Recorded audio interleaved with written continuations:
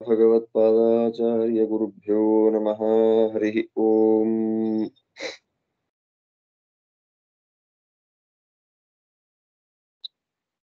ದೇವಂ ನಾರಾಯಣಂ ನತ್ವಾ ಸರ್ವದೋಷ ವಿವರ್ಜಿತಂ ಪರಿಪೂರ್ಣಂ ಗುರುಂಶ್ಚಾನ್ಯ ಗೀತಾರ್ಥಂ ವಕ್ಷ್ಯಾಮಿ ಲೇಶತಃ.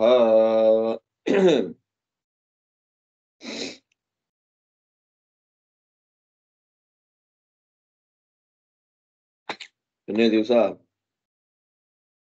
ಏತದ್ಯೋನೀನಿ ಭೂತಾನಿ ಸರ್ವಾಣಿ ಇತ್ಯುಪಧಾರಯ ಅಹಂ ಕೃತ್ಸ್ನಸ್ಯ ಜಗತಃ ಪ್ರಭವಃ ಪ್ರಳಯಸ್ತಥಾ ಎಂಬುದಾಗಿ ಭಗವಂತ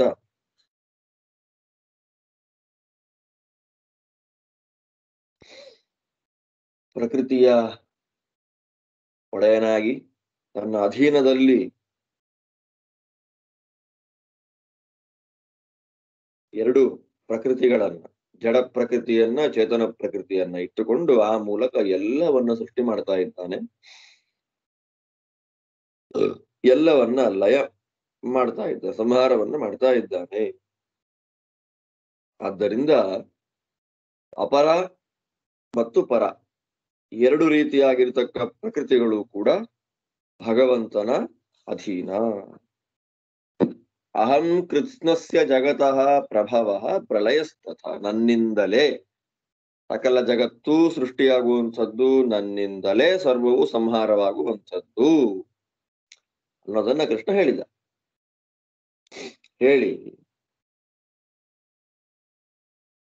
ಈಗ ತಿಳಿಸಿಕೊಡ್ತಾ ಇದ್ದಾನೆ.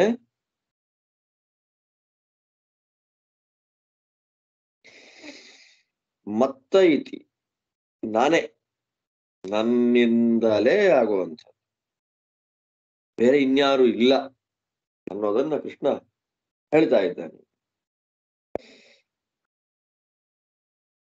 ಮತ್ತ ಪರತರಂ ನಾನ್ಯತ್ ಕಿಂಚಿದಸ್ತಿ ಧನಂಜಯ ಮಯಿ ಸರ್ವಮಿದಂ ಪ್ರೋತಂ ಸೂತ್ರೇ ಮಣಿಗಣ ಇವ ಹೇಳ್ತಾ ಇದ್ದಾನೆ ಕೃಷ್ಣ.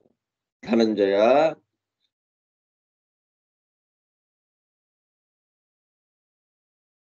ಸಂಪತ್ತನ್ನು ಗೆದ್ದವನೇ ಧನಂಜಯ ಅಂದ್ರೆ. ದಿಗ್ವಿಜಯ ಕಾಲದಲ್ಲಿ ವಿಶೇಷವಾಗಿರ್ತಕ್ಕಂತಹ ಸಂಪತ್ತನ್ನು ಗೆದ್ದಿದ್ದಾನೆ ಅರ್ಜುನ. ಧನಂಜಯ ಮತ್ತ ಪರತರಂ ನ ಅನ್ಯತ್ ಕಿಂಚಿದಸ್ತಿ. ಮತ್ತಃ ನನಗಿಂತ, ಅನ್ಯತ್ ಬೇರೆಯಾಗಿರತಕ್ಕಂತಹ, ಪರತರಂ ಸರ್ವೋತ್ತಮವಾಗಿರತಕ್ಕಂತಹ ಒಂದು ಪದಾರ್ಥ, ಸರ್ವೋತ್ತಮವಾಗಿರತಕ್ಕಂತಹ ಒಂದು ವಸ್ತು ನಾಸ್ತಿ, ಇಲ್ಲ. ಕಿಂಚಿತ್ ನಾಸ್ತಿ, ಯಾವುದೂ ಇಲ್ಲ. ನೋಡಿ, ದೇವ್ರು ಹೇಳುವಂತ ಮಾತು, ಅತ್ಯಂತ ಸ್ಪಷ್ಟವಾದ ಮಾತುಗಳಿಂದ ಕೃಷ್ಣ ತಿಳಿಸ್ಕೊಡ್ತಾ ಇದ್ದ. ನನಗಿಂತ ಬೇರೆಯಾಗಿರ್ತಕ್ಕಂಥ ಸರ್ವೋತ್ತಮವಾದ ಒಂದು ವಸ್ತು ಯಾವುದೂ ಲೋಕದಲ್ಲಿ ಇಲ್ಲ. ಈಗ ಪರಾಪ್ರಕೃತಿ ಮತ್ತು ಅಪರ ಪ್ರಕೃತಿ, ಪರಾಪರ ಪ್ರಕೃತ್ಯೋ ಸ್ವಾಧೀನತ್ವೋಕ್ತೈವ. ಪರಪ್ರಕೃತಿ ಮಹಾಲಕ್ಷ್ಮೀ ದೇವಿ, ಅಪರ ಪ್ರಕೃತಿ ಯಾವುದು ಅಂತ ಕೇಳಿದ್ರೆ ಜಡ ಪ್ರಕೃತಿ. ಅದೆರಡೂ ಕೂಡ ಭಗವಂತನ ಅಧೀನದಲ್ಲಿದೆ. ಆದ್ದರಿಂದ ಪರ ಮತ್ತು ಅಪರ ಪ್ರಕೃತಿ ಎರಡೂ ಕೂಡ ಭಗವಂತನ ಅಧೀನದಲ್ಲಿರೋದ್ರಿಂದ ಭಗವಂತ ಪರತರ ಅನ್ನೋದು ಅರ್ಥಾತ್ ಸಿದ್ಧ ಆಯ್ತು, ಹೇಳ್ಬೇಕಾಗಿಲ್ಲ. ಉಕ್ತಪ್ರಾಯವೇ ಅದು. ಉಕ್ತಪ್ರಾಯ ಅಂದ್ರೆ ಅದನ್ನ ಹೇಳಿದ ಹಾಗೆಯೇ. ಯಾವುದನ್ನ? ಭಗವಂತ ಪರತರ ಅಂತ ಅನ್ನೋದನ್ನ ಸ್ಪಷ್ಟವಾಗಿ ಹೇಳಿದ ಹಾಗೆಯೇ ಅದು. ಹೇಗೆ ಹೇಳಿದ ಹಾಗೆ? ಪರ ಮತ್ತು ಅಪರ. ಅಪರ ಅವರ ಪ್ರಕೃತಿ, ಪರ ಉತ್ತಮವಾದದ್ದು ಮಹಾಲಕ್ಷ್ಮೀ ದೇವಿ. ಈ ಅಪರ ಮತ್ತು ಪರಕ್ಕಿಂತ ಉತ್ತಮವಾದದ್ದು ಪರತರ ಆಗ್ಲೇಬೇಕು. ವಾ, ಪರತರ ಅಂತ ಆಗ್ಲೇಬೇಕು. ಪರತರ ಭಗವಂತ ಅನ್ನೋದನ್ನ ಹೇಳಿದ ಹಾಗೆಯೇ. ಹಾಗಿದ್ರೂ ಕೂಡ ಕೃಷ್ಣ ನಾನು ಪರತರ ನನಗಿಂತ ಉತ್ತಮವಾದದ್ದು ಯಾವುದೂ ಇಲ್ಲ ಅಂತ ಯಾಕೆ ಹೇಳಬೇಕು? ಇತದ್ಯೋನೀನಿ ಭೂತಾನಿ ಎನ್ನುವ ಶ್ಲೋಕದಲ್ಲೇ ಭಗವಂತನ ಪರತರತ್ವ ಅರ್ಥಾತ್ ಸಿದ್ಧವಾಗಿ ಬಿಟ್ಟು ಉಕ್ತಪ್ರಾಯವೇ ಅದು. ಹೇಳಿದ ಹಾಗೆಯೇ ಹಾಗಿದ್ದೂ ಕೂಡ ಭಗವಂತ ಯಾಕೆ ಹೇಳ್ತಾ ಇದ್ದಾನೆ ಅಂತಂದ್ರೆ ಅಪರತತ್ವ ಅನೇಕ ವಿಧವಾಗಿದೆ.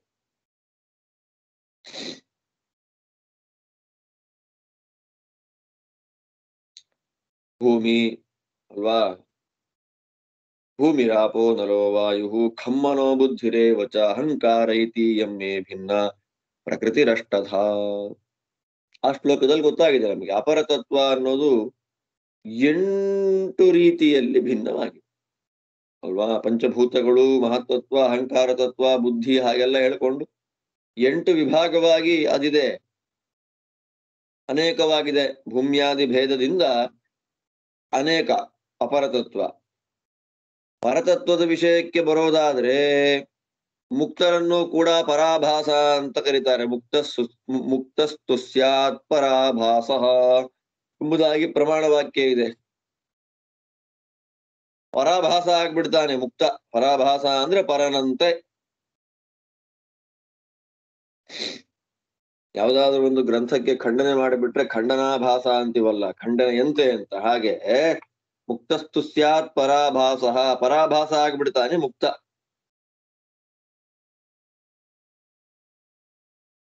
ಅನೇಕ ವಿಧ ಅಂತ ಆಗೋಯ್ತು ನೋಡಿ. ಪರತತ್ವದಲ್ಲಿಯೂ ಅನೇಕ ವಿಧ ಆಯ್ತು ಅಂದ್ರೆ ಮುಕ್ತರಿದ್ದಾರೆ ಅನ್ನುವ ಪ್ರಶ್ನೆ ಬರುತ್ತಲ್ಲಿ. ಮುಕ್ತರು ವಾಸ್ತವಿಕವಾಗಿ ಪರರಲ್ಲ, ಸಂಸಾರದಿಂದ ಗೆದ್ದು ಬಂದ ನಿತ್ಯ ಮುಕ್ತತ್ವ ಅನ್ನೋದು ಮುಕ್ತರೇ ಇಲ್ವಲ್ಲ. ಸಂಸಾರಾನ್ ಮುಕ್ತತ್ವ ಅಷ್ಟೇ ಅವರಿಗೆ, ಸಂಸಾರದಿಂದ ಮೋಚನವಾಗಿದೆ ಅವರಿಗೆ, ನಿತ್ಯ ಮುಕ್ತರಲ್ಲ ಮಹಾಲಕ್ಷ್ಮೀ ದೇವಿ ಅಂತೆ. ಇದ್ರೂ ಕೂಡ ಒಂದು ಆಕ್ಷೇಪಕ್ಕಷ್ಟೇ ಇದು. ಮುಕ್ತಸ್ತು ಸ್ಯಾತ್ ಪರಾಭಾಸ ಅಂತ ಮುಕ್ತರಿಗೆ ಪರಾಭಾಸತ್ವವನ್ನ ಶಾಸ್ತ್ರ ಹೇಳ್ತಾ ಇದೆ. ಹಾಗೆ ನೋಡಿ, ಅಪರತತ್ವವು ಭೂಮ್ಯಾದಿ ಭೇದದಿಂದ ಅನೇಕ ವಿಧ ಆಯಿತು. ಪರತತ್ವವು ಮುಕ್ತರು, ಮಹಾಲಕ್ಷ್ಮಿ ಅಂತೆಲ್ಲ ಬಂದ್ಬಿಡ್ತು. ಅದೇ ಪ್ರಕಾರವಾಗಿ ಪರತರ ತತ್ವವು ಕೂಡ ಅನೇಕ ಪ್ರಕಾರವಾಗಿದೆಯಾ?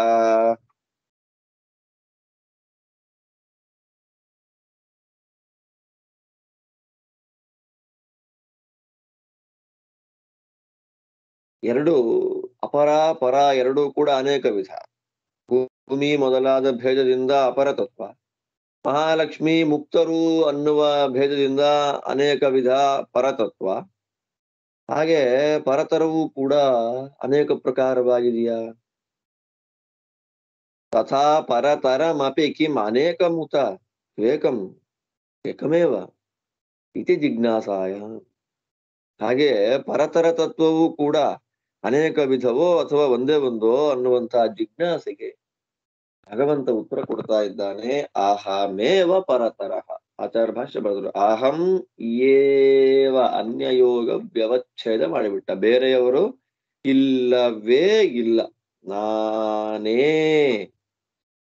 ಮತ್ತಃ ಪರತರಂ ನಾನ್ಯತ್ ಕಿಂಚಿದಸ್ತಿ ಧನಂಜಯ. ನನಗಿಂತ ಇನ್ನೊಂದು ಅಥವಾ ನನಗಿಂತ ಬೇರೆಯಾದ ಪರತರ ಸರ್ವೋತ್ತಮ ತತ್ವ ಇನ್ನೊಂದಿಲ್ಲ.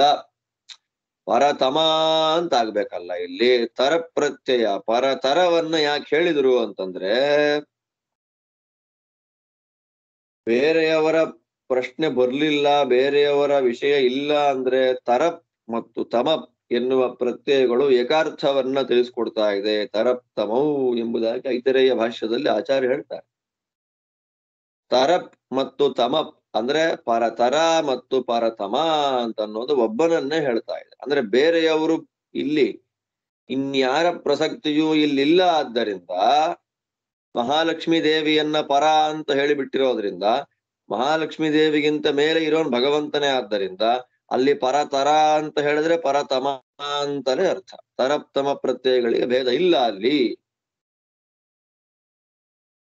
ಆದ್ದರಿಂದ ಕೃಷ್ಣ ಹೇಳಿಬಿಟ್ಟ, ನಾನೇ ಪರತರ, ನಾನೇ ಸರ್ವೋತ್ತಮ, ಮತ್ತು ಅನ್ಯತ್ ಪರತರಂ ನ ಕಿಂಚಿದಪಿ. ನನಗಿಂತ ಬೇರೆಯಾಗಿರತಕ್ಕ ಸರ್ವೋತ್ತಮ ತತ್ವ ಇನ್ನೊಂದಿಲ್ಲ. ನ ಕಿಂಚಿದಪಿ ಇಲ್ಲ, ಯಾವುದೂ ಇಲ್ಲ.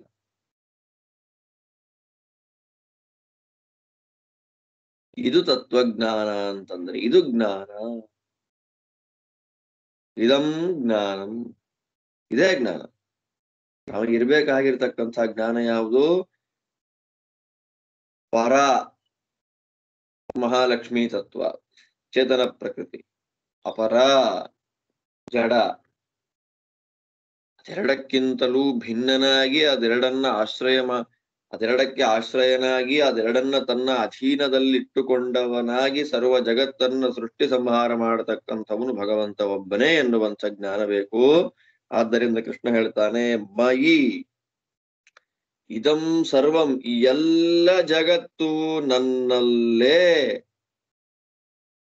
ಆಶ್ರಯಿಸಿಕೊಂಡಿದೆ. ಮಯಿ ಸರ್ವಮಿದಂ ಪ್ರೋತಂ ಸೂತ್ರೇ ಮಣಿಗಣ ಇವ. ಹಗ್ಗದಲ್ಲಿ, ನೂಲಿನಲ್ಲಿ ಹೇಗೆ ಮಣಿಗಳು ಸೇರಿಕೊಂಡು ಒಂದು ಹಾರ ಆಗಿಬಿಡುತ್ತದೋ, ಅದರ ಮಣಿಗಳ ಗುಂಪಿಗೆ ಆಶ್ರಯವಾದದ್ದು ಹಗ್ಗ ಹೇಗೋ ಹಾಗೆ ಸರ್ವ ಜಗತ್ತಿಗೂ ನಾನು ಆಶ್ರಯನಿದ್ದೇನೆ. ಇದರಿಂದ ಅರ್ಥಾತ್ ಏನ್ ಸಿದ್ಧವಾಗ್ತದೆ ಅಂತಂದ್ರೆ, ಅರ್ಥಾತ್ ಕೇವಲ ಜಗತ್ ಸೃಷ್ಟಿ ಸಂಹಾರಗಳನ್ನ ಮಾತ್ರ ಭಗವಂತ ಮಾಡೋದಲ್ಲ, ಕಿಂತು ರಕ್ಷಕನು ನಾನೇ ಅಂತನ್ನೋದು ಗೊತ್ತಾಗತ್ತೆ. ಇದು ರಕ್ಷಕೋಪ್ಯಹಮೇವ ನ ಕೇವಲಂ ಜಗದುತ್ಪತ್ತಿ ಸಂಹಾರಕಃ ಅಪಿತು ರಕ್ಷಕೋಪ್ಯಹಮೇವ. ಕೇವಲ ಜಗತ್ ಸೃಷ್ಟಿ ಸಂಹಾರಗಳನ್ನ ಮಾತ್ರ ನಾನು ಮಾಡೋದಲ್ಲ, ರಕ್ಷಣೆಯನ್ನೂ ನಾನೇ ಮಾಡೋದು. ಎಲ್ಲವೂ ನನ್ನಿಂದಲೇ. ಆದ್ದರಿಂದ ಧನಂಜಯ, ನಾನು ಸರ್ವೋತ್ತಮನಿದ್ದೇನೆ. ನಾನು ಸರ್ವೋತ್ತಮ ಅನ್ನೋದಕ್ಕಿಂತ ನಾನೇ ಸರ್ವೋತ್ತಮನಿದ್ದೇನೆ, ಇನ್ನು ಯಾರೂ ಇಲ್ಲ.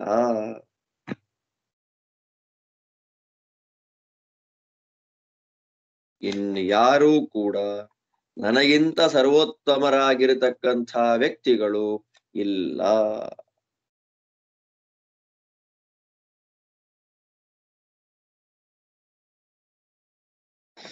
ಹೀಗೆ ಭಗವಂತ ಅರ್ಜುನನಿಗೆ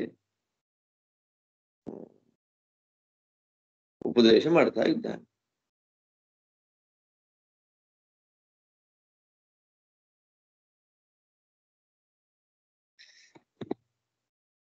ಮುಂದೆ ಚೆನ್ನಾಗಿದೆ.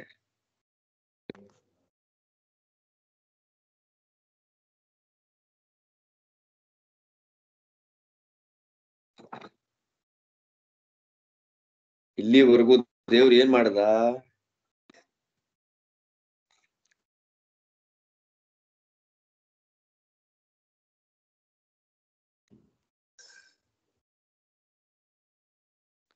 ಆರಂಭದಲ್ಲಿ, ಈ ಅಧ್ಯಾಯದ ಆರಂಭದಲ್ಲಿ ಕೃಷ್ಣದೇವರು ಏನ್ ಹೇಳಿದ್ರು? ಜ್ಞಾನಂ ತೇಹಂ ಸವಿಜ್ಞಾನಂ ಇದಂ ವಕ್ಷ್ಯಾಮ್ಯಶೇಷತಃ. ವಿಜ್ಞಾನ ಸಹಿತವಾಗಿರ್ತಕ್ಕಂಥ ಜ್ಞಾನವನ್ನ ನಿನಗೆ ಕೊಡ್ತಾ ಇದ್ದೇನೆ. ಅಂದ್ರೆ ನನ್ನ ಮಹಾತ್ಮ್ಯವನ್ನ ತೋರಿಸಿಕೊಡತಕ್ಕಂತಹ ವಿಜ್ಞಾನ ಸಹಿತವಾಗಿರ್ತಕ್ಕಂಥ ಜ್ಞಾನವನ್ನ ನಾನು ನಿನಗುಪದೇಶ ಮಾಡ್ತಾ ಇದ್ದೇನೆ ಅಂತ ಹೇಳಿ. ಜ್ಞಾನ ಅಂತಂದ್ರೆ ಎಲ್ಲರೂ ತಿಳ್ಕೊಳ್ಳಿಕ್ಕೆ ಯೋಗ್ಯವಾಗಿರ್ತಕ್ಕಂಥ ಸಾಮಾನ್ಯವಾದ ಮಹಿಮೆ. ಮತ್ತೆ ವಿಜ್ಞಾನ ಅಂತಂದ್ರೆ ವಿಶೇಷವಾದ ಮಹಿಮಾ ಅಂತ ಅರ್ಥ ಆಯ್ತು. ಸಾಮಾನ್ಯವಾದಂತಹ ಮಹಿಮೆಯನ್ನು ಹೇಳ್ತೀನಿ ಅಂತ ಹೇಳಿ ಭೂಮಿರಾಪೋ ನಲೋವಾಯು ಎನ್ನುವ ಶ್ಲೋಕದಿಂದ ಅದೊಂದು ಶ್ಲೋಕ. ಅದಾದ ನಂತರದಲ್ಲಿ ಅಪರೇ ಯಮಿತಸ್ತ್ವನ್ಯಾಮ್ ಎನ್ನುವ 2ನೇ ಶ್ಲೋಕ, ಏತದ್ಯೋನೀನಿ ಭೂತಾನಿ ಅಂತ 3ನೇ ಶ್ಲೋಕ, ಮತ್ತಃ ಪರತರಂ ಎನ್ನತಕ್ಕಂಥ 4ನೇ ಶ್ಲೋಕ. ಈ 4 ಶ್ಲೋಕಗಳಿಂದ ಸಾಮಾನ್ಯತಃ ತಿಳಿಯಲಿಕ್ಕೆ ಯೋಗ್ಯವಾದಂತಹ ತನ್ನ ಮಹಿಮೆಯನ್ನು ಹೇಳಿಬಿಟ್ಟ ದೇವರು. 4 ಶ್ಲೋಕದಲ್ಲಿ ಸಾಮಾನ್ಯತಃ ನಾವು ತಿಳಿದುಕೊಳ್ಳಲಿಕ್ಕೆ ಯೋಗ್ಯವಾಗಿರತಕ್ಕಂತಹ ಯಾವ ತನ್ನ ಮಹಿಮೆಯನ್ನ ಭಗವಂತ ಹೇಳಿದ. ಇನ್ನು ಈಗ ರಸೋಹಮಪ್ಸು ಕೌಂತೆಯ ಎನ್ನುವಂತಹ ಶ್ಲೋಕದಿಂದ ವಿಜ್ಞಾನ ಅಂತ ಏನು ಹೇಳ್ತಾ ಇದ್ದಾರೆ? ಏತಾವತಾ ಗ್ರಂಥೇನ ಜ್ಞಾನಂ ನಿರೂಪಿತಮಿತ್ಯರ್ಥ. ಇಲ್ಲಿ ತನಕ ಮತ್ತಃ ಪರತರಂ ನಾಣ್ಯತ್ ಎನ್ನುವಂತಹ ಶ್ಲೋಕದವರೆಗೂ ಜ್ಞಾನ ನಿರೂಪಣೆ ಮಾಡಲ್ಪಟ್ಟಿತು. ಅಂದ್ರೆ ಭಗವಂತನ ಎಲ್ಲರೂ ತಿಳ್ಕೊಳ್ಳಿಕ್ಕೆ ಯೋಗ್ಯವಾಗಿರತಕ್ಕಂಥ ಸಾಮಾನ್ಯವಾದ ಮಹಿಮೆ. ಈಗ ವಿಶೇಷವಾಗಿ ತಿಳ್ಕೊಳ್ಳಿಕ್ಕೆ ಯೋಗ್ಯವಾಗಿರತಕ್ಕಂಥ ಅವನ ಮಹಿಮೆಯನ್ನು ಹೇಳ್ತಾ ಇದ್ದ.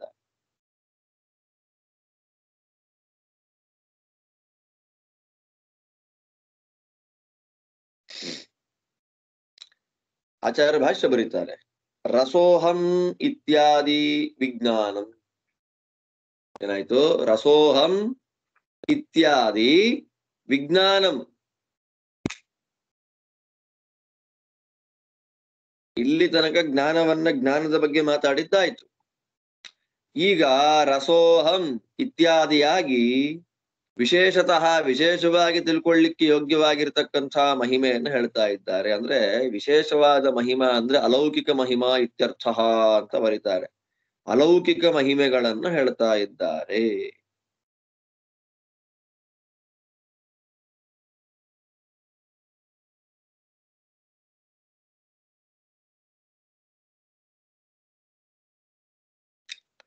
ಸ್ವಲ್ಪ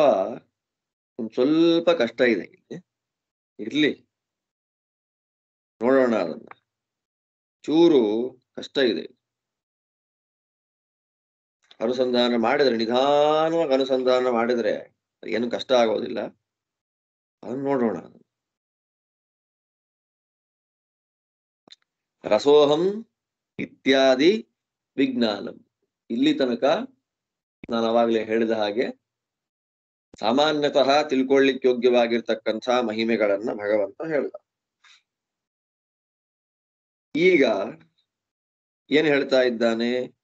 ವಿಶೇಷವಾಗಿ ತಿಳ್ಕೊಳ್ಳಿಕ್ಕೆ ಯೋಗ್ಯವಾಗಿರ್ತಕ್ಕಂಥ ಯಾವ ತನ್ನ ಮಹಿಮೆಗಳನ್ನ ತಿಳಿಸಿಕೊಡ್ತಾ ಇದ್ದಾನೆ. ಯಾವ ಶ್ಲೋಕದಿಂದ?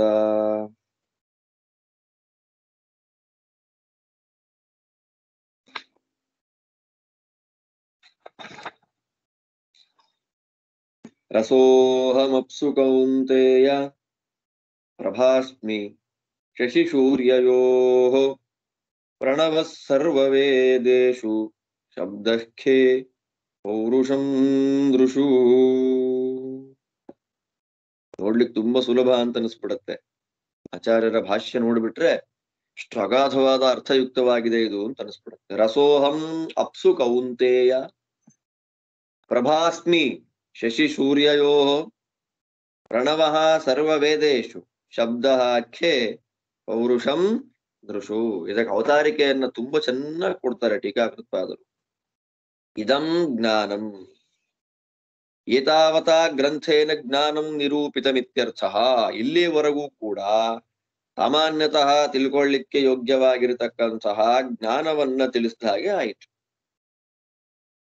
ಕುತೋತ್ರ ಜ್ಞಾನ ಪ್ರಕರಣಸ್ಯ ಸಮಾಪ್ತಿ ರೀತ್ಯತ. ಅಲ್ಲಪ್ಪ, ಇಲ್ಲಿಗೆ ಜ್ಞಾನ ಪ್ರಕರಣ ಸಮಾಪ್ತಿ ಆಗತ್ತೆ ಅಂತ ಹೇಗೆ ಗೊತ್ತಾಯ್ತು ನಿಮಗೆ? ಎಲ್ಲಿಗೆ? ಮತ್ತಃ ಪರತರಂ ಎನ್ನುವಂತಹ ಶ್ಲೋಕದವರೆಗೂ ಜ್ಞಾನ ಪ್ರಕರಣ ಸಮಾಪ್ತಿ ಆಯಿತು. ಅಂದ್ರೆ ಒಟ್ಟು 4 ಶ್ಲೋಕ ಆಯಿತು. ಭೂಮಿರಾಪೋ ನಲೋ ವಾಯು ಅಪರೇಯ ಮಿತಸ್ತ್ವನ್ಯ ಏತದ್ಯೋನೀನಿ ಭೂತಾನಿ. ಆಮೇಲೆ ಮತ್ತಃ ಪರತರಂ ಎನ್ನುವ 4 ಶ್ಲೋಕಗಳಲ್ಲಿ ಸಾಮಾನ್ಯತಃ ತಿಳ್ಕೊಳ್ಳಿಕ್ಕೆ ಯೋಗ್ಯವಾಗಿರತಕ್ಕಂಥ ಭಗವನ್ ಮಹಿಮೆಯ ಸಮಾಪ್ತಿ ಆಯ್ತು ಅಲ್ವಾ? ಅದ್ ಹೇಗೆ ಗೊತ್ತಾಗತ್ತೆ ಅಂದ್ರೆ ಆಚಾರ್ಯರು ಸ್ಪಷ್ಟವಾಗಿ ಭಾಷ್ಯ ಬರೆದಿದ್ದಾರೆ. ರಸೋಹಂ ಇತ್ಯಾದಿ ವಿಜ್ಞಾನಂ. ರಸೋಹಂ ಅಪ್ಸು ಕೌಂತೆಯ ಎನ್ನುವ ಪ್ರಭಾಸ್ಮಿ ಶಶಿ ಸೂರ್ಯಯೋಹೋ ಎನ್ನುವಂಥ ಶ್ಲೋಕದಿಂದ, ಅಂದ್ರೆ 8ನೇ ಶ್ಲೋಕದಿಂದ ವಿಜ್ಞಾನವನ್ನ, ವಿಶೇಷವಾಗಿ ತಿಳ್ಕೊಳ್ಳಿಕ್ಕೆ ಯೋಗ್ಯವಾಗಿರ್ತಕ್ಕಂಥ ಭಗವನ್ ಮಹಾತ್ಮ್ಯವನ್ನ ಇಲ್ಲಿ ಹೇಳ್ತಾ ಇದ್ದಾರೆ.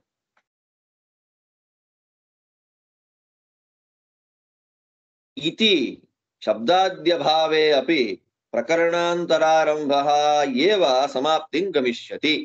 ಆದ್ದರಿಂದ ಇಲ್ಲಿ ರಸೋಹಂ ಇತಿ ಅಂತ ಹೇಳಿರೋದ್ರಿಂದ ಒಂದು ಪ್ರಕರಣ ಸಮಾಪ್ತಿಯಾಗಿದೆ, ಇನ್ನೊಂದು ಪ್ರಕರಣವನ್ನ ಆರಂಭ ಮಾಡ್ತಾ ಇದ್ದಾರೆ ಅನ್ನೋದನ್ನ ಅತ್ಯಂತ ಸ್ಪಷ್ಟವಾಗಿ ತಿಳಿಸ್ಕೊಡ್ತಾ ಇದ್ದಾರೆ. ಏನಂತಾರಲ್ಲಿ? ಇತಿ ಎನ್ನುವ ಶಬ್ದದಿಂದ. ನೋಡಿ ಆಚಾರ್ಯರ ಭಾಷ್ಯ ನೋಡ್ರಿ. ಆಚಾರ್ಯರ ಭಾಷ್ಯದಲ್ಲಿ ರಸೋಹಂ ಇತ್ಯಾದಿ ಅಂತ ಹೇಳಿರೋದ್ರಿಂದ ಬೇರೆ ಇಲ್ಲಿಗೆ ಜ್ಞಾನ ಮುಗಿಯಿತು ಅಂತ ಹೇಳದೇ ಇದ್ರು ಕೂಡ ರಸೋಹಮಿತ್ಯಾದಿ ವಿಜ್ಞಾನಂ ಅಂತ ಆಚಾರ್ಯರ ಭಾಷ್ಯದಲ್ಲಿ ಅತ್ಯಂತ ಸ್ಪಷ್ಟವಾಗಿ ಈ 8ನೇ ಶ್ಲೋಕ ರಸೋಹಮಪ್ಸು ಕೌಂತೆಯ ಎನ್ನುವಂತಹ ಶ್ಲೋಕ ಭಗವಂತನ ಮಾತು ವಿಜ್ಞಾನವನ್ನ ತಿಳಿಸಿಕೊಡ್ತಾ ಇದೆ ಅನ್ನೋದು ಸ್ಪಷ್ಟವಾಗಿ ಗೊತ್ತಾಗತ್ತೆ. ಒಂದು ಪ್ರಕರಣ ಸಮಾಪ್ತಿಯಾಗಿದೆ, ಇನ್ನೊಂದು ಪ್ರಕರಣ ಆರಂಭ ಆಗ್ತಾ ಇದೆ. ಸಾಮಾನ್ಯತಃ ತಿಳ್ಕೊಳ್ಳಿಕ್ಕೆ ಯೋಗ್ಯವಾಗಿರತಕ್ಕಂಥ ಮಹಿಮೆಗಳನ್ನ ಹೇಳುವಂತಹ ಪ್ರಕರಣ ಮುಗಿಯಿತು. ವಿಶೇಷವಾಗಿ ತಿಳ್ಕೊಳ್ಳಿಕ್ಕೆ ಬೇಕಾಗಿರತಕ್ಕಂತಹ ಹೇಳುವಂತಹ ವಿಜ್ಞಾನವನ್ನ, ವಿಶೇಷ ಜ್ಞಾನವನ್ನ ಹೇಳುವಂತಹ ಪ್ರಕರಣ ಆರಂಭ ಆಗ್ತಾ ಇದೆ ಅನ್ನೋದು ಗೊತ್ತಾಗತ್ತೆ. ಏನ್ ವಿಜ್ಞಾನ ವಿಶೇಷವಾಗಿ ತಿಳ್ಕೊಳ್ಳಿಕ್ಕಿರುವಂಥದ್ದು ಅಂದ್ರೆ ಏನು? ಟೀಕಾಕೃತ್ಪಾದರು ಹೇಳ್ತಾ ಇದ್ದಾರೆ, ಅಲೌಕಿಕ ಮಾಹಾತ್ಮ್ಯ ಪ್ರತಿಪಾದನಾ ಅಸ್ಯ ವಿಜ್ಞಾನ ಪ್ರಕರಣತ್ವಂ ಜ್ಞಾಯತೆ ಇತಿ ಭಾವ. ರಸೋಹಮಪ್ಸು ಕೌಂತೆಯ ಅನ್ನೋದು ವಿಜ್ಞಾನ ಹೇಗಾಯ್ತು?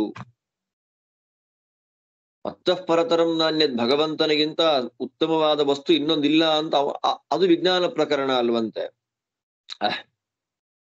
ಇದು ವಿಜ್ಞಾನ ಪ್ರಕರಣ ಹೇಗಾಯ್ತು ಅಂದ್ರೆ ಟೀಕಾಕೃತ್ಪಾದರು ಹೇಳ್ತಾರೆ, ಅಲೌಕಿಕ ಮಾಹಾತ್ಮ್ಯ ಪ್ರತಿಪಾದನ, ಭಗವಂತನ ಅಲೌಕಿಕವಾದ ಅಂದ್ರೆ ಲೋಕತಃ ತಿಳ್ಕೊಳ್ಳಿಕ್ಕೆ ಯೋಗ್ಯವಾದ ಮಹಿಮೆಗಳನ್ನೆಲ್ಲ ಹೇಳ್ತಾರೆ. ಇಲ್ಲಿ 4 ಶ್ಲೋಕದಲ್ಲಿ ಹೇಳಿ ಆಯ್ತು. ಈಗ ಅಲೌಕಿಕವಾದ ಮಹಿಮೆಯನ್ನ ಪ್ರತಿಪಾದನೆ ಮಾಡುವುದರಿಂದ ಅಲೌಕಿಕ ಮಾಹಾತ್ಮ್ಯ ಪ್ರತಿಪಾದನ, ಅಲೌಕಿಕವಾದ ಮಾಹಾತ್ಮ್ಯವನ್ನ ಇಲ್ಲಿ ಪ್ರತಿಪಾದನೆ ಮಾಡ್ತಾ ಇರುವುದರಿಂದ, ಅಲೌಕಿಕವಾದ ಮಾಹಾತ್ಮ್ಯವನ್ನ ಇದು ಪ್ರತಿಪಾದನೆ ಮಾಡ್ತಾ ಇರುವುದರಿಂದ ಮುಂದಿನ 4 ಅಂದ್ರೆ ಮುಂದಿನ ಕೆಲವು ಶ್ಲೋಕಗಳು ವಿಜ್ಞಾನ ಪ್ರಕರಣ. ಆದ್ದರಿಂದ ಈ ಪ್ರಕರಣಕ್ಕೆ ವಿಜ್ಞಾನ ಪ್ರಕರಣತ್ವ ಅನ್ನೋದು ಸಿದ್ಧಿಯಾಗತ್ತೆ.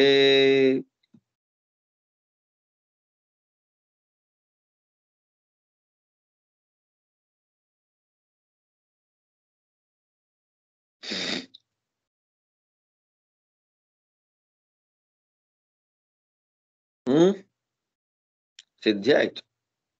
ಓಕೆನಾ? ಆ 4 ಶ್ಲೋಕ ಜ್ಞಾನ ಪ್ರಕರಣ, ರಸೋಹಮಪ್ಸು ಇತ್ಯಾದಿಯಾಗಿ ಮುಂದೆ ಹೇಳುವಂತಹ ಶ್ಲೋಕಗಳು ವಿಜ್ಞಾನ ಪ್ರಕರಣ. ಅಲ್ಲಿಗೆ ಒಂದು ಭಾಗ ಸಿದ್ಧಿ ಆಯ್ತು. ಮುಂದೆ ಹೇಳ್ತಾರೆ, ರಸೋಹಂ ಅಪ್ಸು ಕೌಂತೆಯ, ನಾನು ಅಹಂ ಕೃಷ್ಣಸ್ಯ ಜಗತಃ ಪ್ರಭವಃ ಅಂತ ಕೃಷ್ಣ ಹೇಳಿಬಿಟ್ಟ. ಅಹಂ ಕೃಷ್ಣಸ್ಯ ಜಗತಃ ಪ್ರಭವಃ ಪ್ರಲಯಸ್ತಥಾ ಅಂತ ಪ್ರಭವಾದೇಹೇ ಇತ್ಯುಕ್ತ ನ್ಯಾಯೇನೈವ ರಸೋಹಂ ಇತ್ಯಾದೇರಪಿ ವ್ಯಾಖ್ಯಾನಂ ಸಿದ್ಧಂ.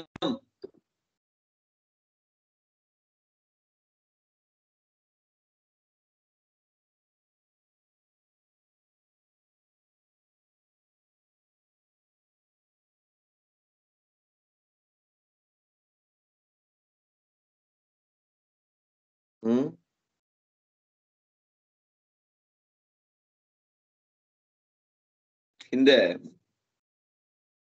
ಏತದ್ಯೋನೀನಿ ಭೂತಾನಿ ಸರ್ವಾಣಿ ಇತ್ಯುಪಧಾರಯ ಅಹಂ ಕೃಷ್ಣಸ್ಯ ಜಗತಃ ಪ್ರಭವಃ ಪ್ರಳಯಸ್ತಥಾ ಅಂತ ಭಗವಂತ ಏನ್ ಹೇಳಿದ್ದಾನೆ, ಅಲ್ಲಿ ಏನು ವ್ಯಾಖ್ಯಾನ ಮಾಡಿದೆ, ಎಲ್ಲಕ್ಕೂ ನಾನು ಕಾರಣ, ಎಲ್ಲವನ್ನು ಕೃಷ್ಣಸ್ಯ ಎಲ್ಲವನ್ನು ಸೃಷ್ಟಿ ಮಾಡಿದವನು ನಾನು, ಎಲ್ಲವನ್ನು ಮುಗಿಸುವವನು ನಾನು, ಎಲ್ಲವನ್ನೂ ರಕ್ಷಣೆ ಮಾಡುವವನು ನಾನು ಹೇಳಿದ ಹಾಗಾಯ್ತು. ಎಲ್ಲವನ್ನೂ ಅಂತನ್ನುವಲ್ಲಿ ರಸಾದಿಗಳನ್ನೂ ಅಂತನ್ನುವುದು, ರಸೋಹಂ ಅಪ್ಸು ಕೌಂತೆಯ ಅಂತ ರಸಾದಿಗಳನ್ನೂ ನಾನೇ ಸೃಷ್ಟಿ ಮಾಡಿದವನು. ನೀರು ರಸ ಅಲ್ವಾ? ನೀರಿನ ಗುಣ ಯಾವುದು? ಜಲ ಸ್ವಭಾವ ಯಾವುದು? ರಸ. ಆದ್ದರಿಂದ ಅದನ್ನ ಸೃಷ್ಟಿ ಮಾಡಿದವನು ನಾನೇ. ಯಾಕೆ? ಭೂಮಿರಾಪೋ ನಲೋ ವಾಯು ಅಂತ ಹೇಳಿ ಆಪಹ ಅಂತ ಭಿನ್ನ ಪ್ರಕೃತಿರಷ್ಟದ ಅಪರ ಪ್ರಕೃತಿ ನನ್ನ ಅಧೀನವಾಗಿದ್ದುಕೊಂಡು 8 ರೀತಿಯಾಗಿದೆ ಅಂತ ಹೇಳುವಾಗ 8 ರೀತಿಯಾದ ಜಡ ಪ್ರಕೃತಿಯಲ್ಲಿ ಒಂದು ನೀರು, ಆ ನೀರಿನ ಸ್ವಭಾವ ರಸ, ಅದು ನನ್ನ ಅಧೀನ ಅಂತ ಭಗವಂತ ಹೇಳಿಬಿಟ್ಟಿದ್ದಾನ ಆಗ್ಲೆ. ಅದು ವ್ಯಾಖ್ಯಾನ ಆಗಿದೆ ಆಗ್ಲೆ. ರಸಾದೀನ ಸತ್ತಾದಿ ಕಾರಣತ್ವಾತ್ ಭೋಕ್ತೃತ್ವಾಚ ಭಗವಾನ್ ರಸಾದಿ. ಚೆನ್ನಾಗಿದೆ ನೋಡ್ರಿ.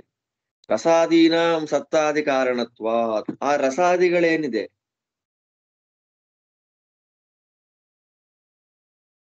ರಸ, ರಸೋಹಂ ಅಪ್ಸು ಕೌಂತೆಯ ಪ್ರಭಾಸ್ಮಿ ಶಶಿ ಸೂರ್ಯಯೋಃ ಪ್ರಣವ ಸರ್ವ ವೇದೇಶು ಶಬ್ದಕ್ಕೆ ಪೌರುಷಂ ಋಷು.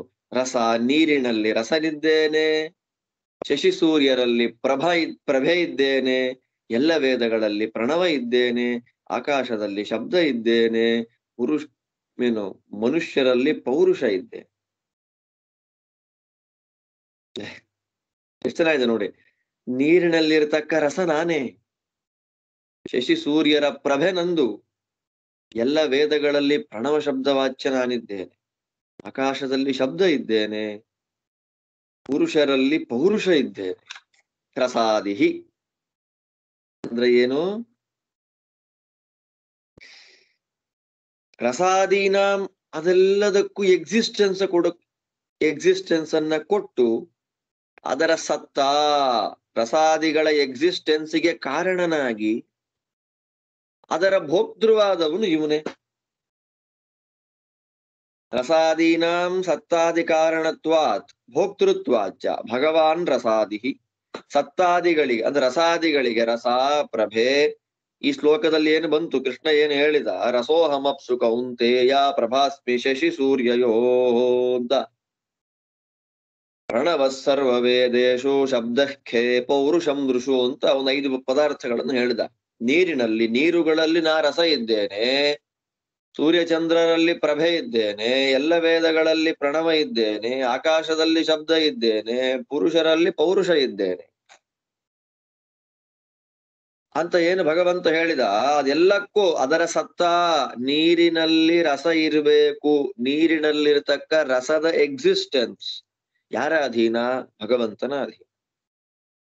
ಸೂರ್ಯ ಚಂದ್ರರಲ್ಲಿರತಕ್ಕಂಥ ಪ್ರಭೆ, ಅದರ ಎಕ್ಸಿಸ್ಟೆನ್ಸ್ ಯಾರ ಅಧೀನ?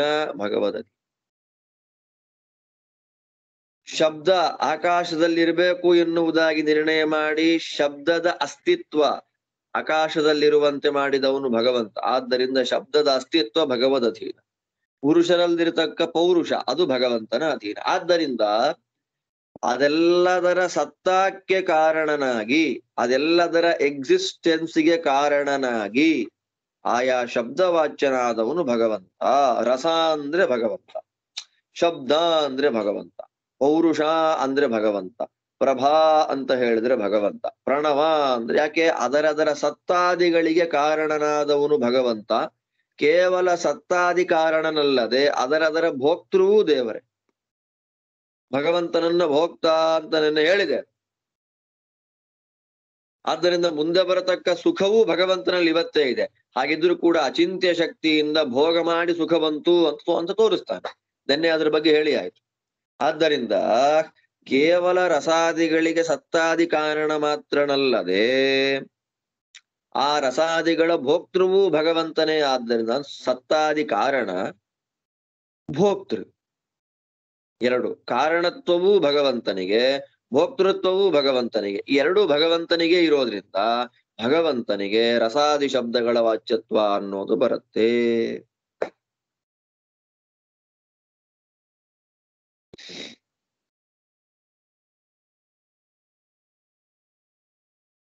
ಇದ್ರ ಮೇಲೆ ಇನ್ನೊಂದು ಪ್ರಶ್ನೆ ಮಾಡ್ತಾರೆ, ಅಲ್ಲ ರಸಾದಿಗಳು ಧರ್ಮಗಳು, ರಸಾದಿಗಳೇನಾಯ್ತು? ಅದರದರ ಗುಣಗಳು. ನೀರಿನ ಗುಣ ರಸ, ಶಬ್ದದ ಗುಣ ಆಕಾಶ, ಸೂರ್ಯ ಚಂದ್ರರ ಗುಣ ಪ್ರಭೆ ಅಲ್ವಾ? ಅಲ್ಲಿಗೆ ಅದು ಧರ್ಮ ಅಂತಾಯ್ತು. ಶಾಸ್ತ್ರದಲ್ಲಿ ಗುಣಗಳನ್ನ ಏನ್ ಕರೀತಾರೆ? ಧರ್ಮ ಅಂತ ಕರೀತಾರೆ. ಗುಣಿ, ಆ ಗುಣವನ್ನ ಇಟ್ಟುಕೊಂಡಂತಹ ಪದಾರ್ಥವನ್ನ ಏನ್ ಕರೀತಾರೆ? ಗುಣಿ ಅಥವಾ ಧರ್ಮಿ. ಧರ್ಮ ಮತ್ತು ಧರ್ಮಿ, ಗುಣ ಮತ್ತು ಗುಣಿ. ನೀರು ಅಂತ ಇಟ್ಕೊಳ್ಳಿ. ಈಗ ರಸೋಹಂ ಅಪ್ಸು ಕೌಂತೆಯ ಅಂತ ಇಲ್ಲಿ ಕೃಷ್ಣ ಹೇಳಿರೋದ್ರಿಂದ ಅಪ್ಸು, ಅಪ್ ನೀರುಗಳು ಅನ್ನೋದೇನಾಯ್ತು? ಗುಣಿ ಆಯ್ತು. ಗುಣಿ ಗುಣವುಳ್ಳದ್ದು, ರಸವೆಂಬ ಗುಣವುಳ್ಳದ್ದು ನೀರುಗಳು. ರಸಾದಿಗಳು ಭಗವಂತನ ಅಧೀನ ಅಂತಂದ ಮೇಲೆ ರಸವನ್ನ ತನ್ನ ಗುಣವನ್ನಾಗಿ ಮಾಡಿಕೊಂಡಂತ ನೀರು ಭಗವಂತನ ಅಧೀನ ಅಲ್ವಾ, ಭಗವದ್ ಭೋಗ್ಯ ಅಲ್ವಾ?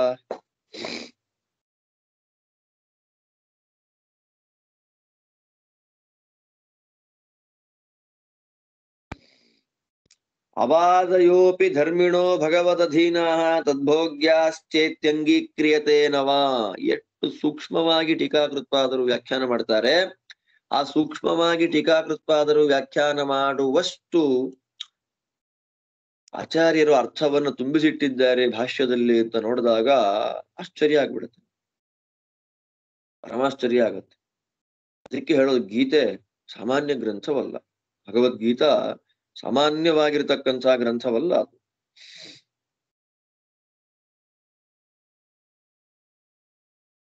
ಧರ್ಮಿಗಳಾಗಿರ್ತಕ್ಕ ನೀರು ಮೊದಲಾದವುಗಳು ಭಗವದ್ಭೋಗ್ಯ ಅಲ್ವಾ, ಭಗವಂತನ ಅಧೀನ ಅಲ್ವಾ? ನೀವು ಅಂಗೀಕಾರ ಮಾಡ್ತಿರೋ ಇಲ್ವೋ? ರಸಾದಿಗಳು, ಆ ರಸಾದಿಗಳ ಎಕ್ಸಿಸ್ಟೆನ್ಸ್ ಭಗವಂತನ ಅಧೀನ. ಭಗವಂತನ ಅಧೀನದಲ್ಲಿ ಇರುವಂತಹ ರಸಾದಿಗಳು ಭಗವಂತನಿಗೆ ಭೋಗ್ಯ. ಗುಣಗಳೇ ಭೋಗ್ಯ ಅಂತಂದ್ಮೇಲೆ ನೀರು ಭಗವಂತನಿಗೆ ಭೋಗ್ಯ ಅಲ್ವಾ, ನೀರು ಭಗವಂತನ ಅಧೀನ ಅಲ್ವಾ? ಹಾಗೆ ನೀವು ಒಪ್ತೀರೋ ಒಪ್ಪೋದಿಲ್ವೋ? ಧರ್ಮವನ್ನ ಮತ್ತೆ ಹೇಳ್ತೇನೆ, ಧರ್ಮ ಅಂದ್ರೆ ಗುಣಗಳು, ಗುಣರೂಪವಾಗಿರತಕ್ಕ ಧರ್ಮಗಳು ಭಗವಂತನಿಗೆ ಭೋಗ್ಯ, ಭಗವಂತನ ಅಧೀನ ಅಂತ ಹೇಳಿದ ಮೇಲೆ ಆ ಗುಣವುಳ್ಳ ಗುಣಿಗಳು, ಧರ್ಮಿಗಳು, ನೀರು ಮೊದಲಾದವುಗಳು, ಅಬಾದಿಗಳು, ಮೊದಲಾದವುಗಳು ಅಬಾದಿಗಳು ಭಗವಂತನ ಅಧೀನ ಅಲ್ವಾ, ಭಗವಂತನ ಭೋಗ್ಯ ಅಲ್ವಾ? ನೀವು ಅಂಗೀಕಾರ ಮಾಡ್ತೀರೋ ಇಲ್ವೋ ಅಂತ ಪ್ರಶ್ನೆ. ಅಂಗೀಕಾರ ಮಾಡೋದಿಲ್ಲ ಅಂತಂದ್ಬಿಟ್ರೆ ಕೇವಲ ಗುಣಗಳು ಭಗವದ್ ಅಧೀನ, ಭಗವದ್ ಭೋಗ್ಯ. ಯಾವುದು? ರಸ ಮೊದಲಾದವುಗಳು ಭಗವದ್ ಅಧೀನ, ಭಗವದ್ ಭೋಗ್ಯ. ನೀರು ಮೊದಲಾದವುಗಳು ಭಗವದ್ ಅಧೀನ ಅಲ್ಲ, ಭಗವದ್ ಭೋಗ್ಯ ಅಲ್ಲ ಅಂತ ಒಪ್ತೇವೆ. ಹೌದೋ ಒಪ್ತಿರೋ ಒಪ್ಪೋದಿಲ್ವೋ ಅಂತ ಪ್ರಶ್ನೆ. ಗುಣಗಳು ಭಗವದ್ ಅಧೀನ, ಭಗವದ್ ಭೋಗ್ಯ. ಗುಣಿ ಒಪ್ತಿರೋ ಒಪ್ಪೋದಿಲ್ವೋ?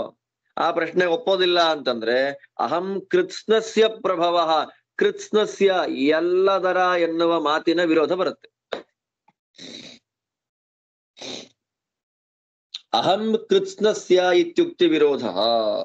ಅಹಂ ಕೃತ್ಸ್ನಸ್ಯ, ನಾನು ಎಲ್ಲದರ ಅಂತ ಬರುವಾಗ ಇದು ಬಿಟ್ಟು ನಾನು ಕಾರಣ, ಇದು ಬಿಟ್ಟು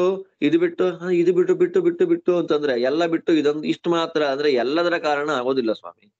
ಎಲ್ಲ ಅಂದ್ರೆ ಒಂದು ಪಿನ್ ಪಾಯಿಂಟ್ ಬಿಡೋ ಹಾಗಿಲ್ಲ.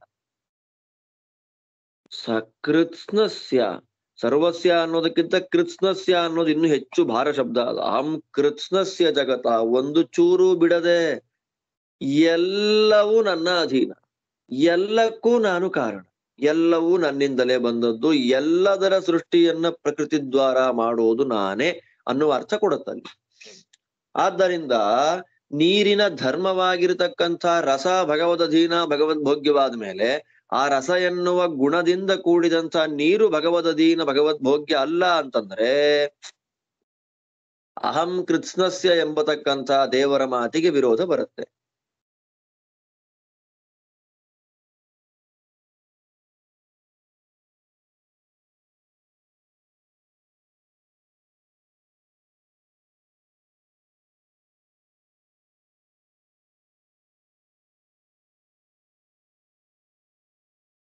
ಇನ್ನು ಮೊದಲನೇ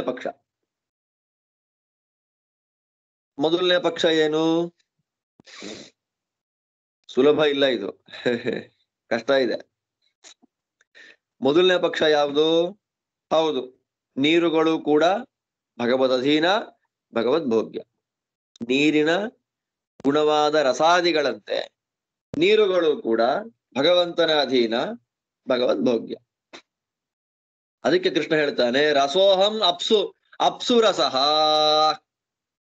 ಅಪ್ಸು ನೀರುಗಳಲ್ಲಿ ನಾನು ರಸ ಇದ್ದೇನೆ. ಇತ್ಯಾದಿಗಳಲ್ಲಿ ಧರ್ಮಿಭ್ಯೋ ನಿಷ್ಕೃಷ್ಯ ಧರ್ಮಾಣಂ ಗ್ರಹಣಸ್ಯ ಅನುಪಪತ್ತಿ. ಕೇವಲ ರಸ ಅಂತ ತಗೊಳ್ಳಿಕ್ ಬರುದಿಲ್ಲ. ಕೇವಲ ರಸ ಅಂದ್ರೆ ರಸ ಎಲ್ಲಿರುವಂತದ್ದು? ಯದ್ಗುಣಕ ಅಂದ್ರೆ ಯಾವುದರ ಗುಣ? ರಸ ಯಾವುದರ ಗುಣ? ನೀರಿನ ಗುಣ. ನಾನು ಶಬ್ದಕ್ಕೆ ಒಡೆಯನಿದ್ದೇನೆ, ಶಬ್ದವನ್ನು ನಾನು ಭೋಗಿಸ್ತೇನೆ ಅಂದ್ರೆ ಶಬ್ದ ಯಾವುದರ ಗುಣ ರೀ? ಆಕಾಶದ ಗುಣ ಶಬ್ದ.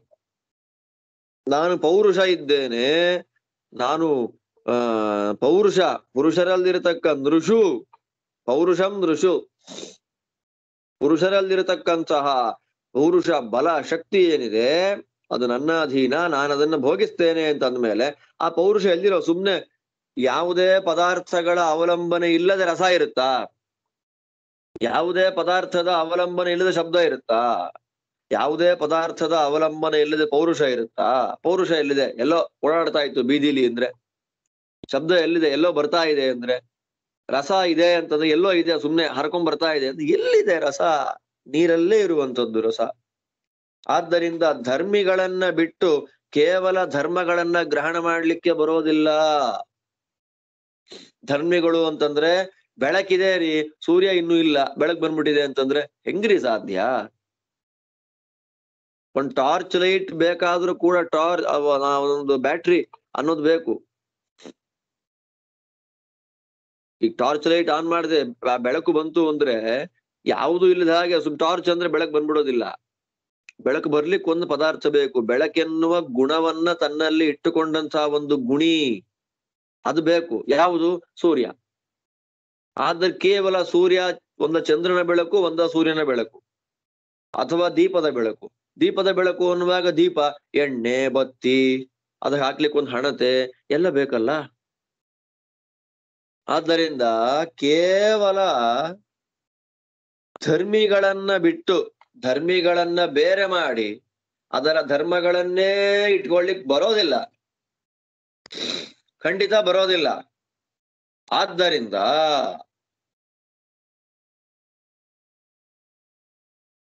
ರಸಾದಿಗಳು ಮಾತ್ರ ಭಗವಂತನ ಅಧೀನ, ಭಗವದ್ಭೋಗ್ಯ ಅಲ್ಲದೆ ರಸಾದಿಗಳನ್ನ ತನ್ನ ಗುಣವನ್ನಾಗಿ ಇಟ್ಟುಕೊಂಡಿರತಕ್ಕಂಥ ನೀರು, ಸೂರ್ಯ ಮೊದಲಾದವುಗಳು ಭಗವಂತನ ಅಧೀನ, ಭಗವದ್ಭೋಗ್ಯ ಎನ್ನುವಂತಹ ಮೊದಲನೇ ಪಕ್ಷವನ್ನ ಶ್ರೀಮದಾಚಾರ್ಯರು ಅಂಗೀಕಾರ ಮಾಡ್ತಾ ಇದ್ದಾರೆ. ಅಬಾಧಯೋಪಿ ತಥಯೇವ, ಅಬಾಧಯೋಪಿ ತತಃ ಏವ, ಅಬಾಧಯೋಪಿ.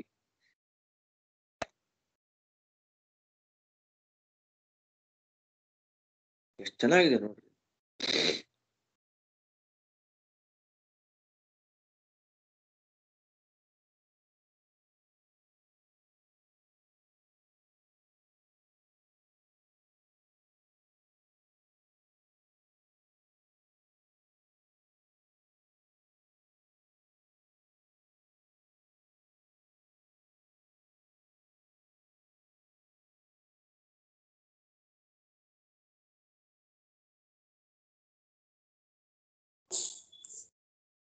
ಆಚಾರ್ಯ ನಾಯಿಸೇ ಬರ್ಲಪ್ಪ. ಅಬಾಧಯೋಪಿ, ಅಬಾಧಯೋಪಿ ಅಂದ್ರೆ ಏನು? ನೀರು ಮೊದಲಾದವುಗಳು ಕೂಡ, ನೀರು ಮೊದಲಾದವುಗಳು ಕೂಡ ಏನಾಗುತ್ತೆ? ಭಗವಂತನ ಅಧೀನವೇ. ನೀರು ಮೊದಲಾದವುಗಳು ಕೂಡ ಏನಾಗ್ಬಿಡುತ್ತೆ? ಅದು ಭಗವಂತನ ಅಧೀನವೇ. ನೋಡಿ, ರಸಾದಿಗಳು ಭಗವಂತನ ಅಧೀನ. ರಸ, ನೀರಿನ ಗುಣ ರಸ, ಆಕಾಶದ ಗುಣ ಶಬ್ದ ಅಲ್ವಾ? ಹಾಗೆಲ್ಲ ರಸಾದಿಗಳು ಕೂಡ ಭಗವಂತನ ಅಧೀನವೇ. ಅದನ್ನ ಗುಣವನ್ನಾಗಿ ಇಟ್ಟುಕೊಂಡಿರತಕ್ಕಂತಹ ನೀರು ಮೊದಲಾದ ಗುಣಿಗಳು ಕೂಡ ಭಗವಂತನ ಅಧೀನವೇ, ಭಗವದ್ಭೋಗ್ಯವೇ. ಎಷ್ಟು ಚೆನ್ನಾಗಿದೆ ನೋಡಿ ಅನುಸಂಧಾನ, ತುಂಬಾ ಚೆನ್ನಾಗಿರತಕ್ಕ. ಅದಕ್ಕೆ ಹೇಳಿದ್ದು ವಿಶೇಷ ಮಹಿಮೆ ಇದಲ್ಲ ಅಂತ ಹೇಳಿ. ಅದಕ್ಕೆ ಹೇಳ್ತಾರೆ ಇದು ವಿಶೇಷವಾಗಿರ್ತಕ್ಕಂಥ ಧರ್ಮಿಣೋಪಿ ತದಧೀನಾಹ ಏವ ತದ್ಭೋಗ್ಯಾಶ್ಚ ಏವ.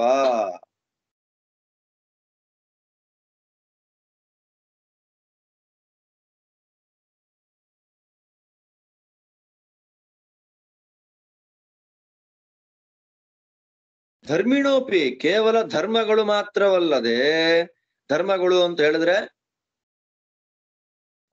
ಗುಣಗಳು ಅಂತ ಅರ್ಥ. ನೀರಿನ ಗುಣ, ನೀರಿನ ಧರ್ಮ ರಸ, ಆಕಾಶದ ಗುಣ, ಆಕಾಶದ ಧರ್ಮ ಶಬ್ದ, ಹಾಗೆಲ್ಲ ಹೇಳಿದ್ರು. ಸೂರ್ಯನ ಗುಣ, ಸೂರ್ಯನ ಧರ್ಮ ಬೆಳಕು, ಹಾಗೆಲ್ಲ ಬಂದಂತ ಅದೆಲ್ಲವೂ ಕೂಡ ಬೆಳಕು, ಶಬ್ದ, ಪೌರುಷ, ರಸ ಎಲ್ಲವೂ ಭಗವದಧೀನ ಭಗವದ್ಭೋಗ್ಯ ಇರುವಂತೆ ಅದನ್ನ ತನ್ನ ಗುಣವನ್ನಾಗಿ ಇಟ್ಟುಕೊಂಡಿರತಕ್ಕಂಥ ಎಲ್ಲವೂ ಧರ್ಮಿಗಳು, ನೀರು, ಆಕಾಶ, ಪುರುಷರು ಎಲ್ಲವೂ ಭಗವಂತನ ಅಧೀನರು, ಭಗವದ್ಭೋಗ್ಯರೇ.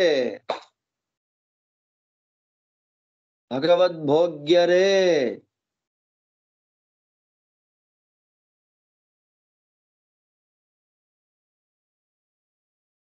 ಆದ್ರೆ ಒಂದು ವಿಶೇಷ ಉಂಟಿಲ್ಲಿ.